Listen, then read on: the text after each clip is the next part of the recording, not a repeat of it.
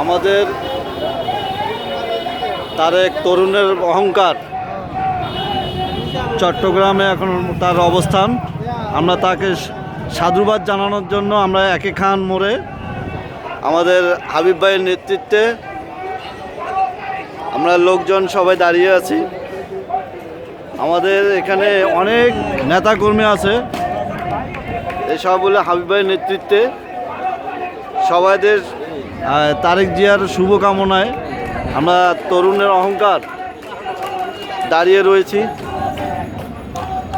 সবাই তারেককে এবং তারেক জিয়ার ফ্যামিলিকে জন্য সবাই দোয়া করবেন। সবার কাছে শুভকামনা রইল। বাংলাদেশ জিন্দাবাদ, জাতীয়তাবাদী দল জিন্দাবাদ, ধানের শীষ জিন্দাবাদ।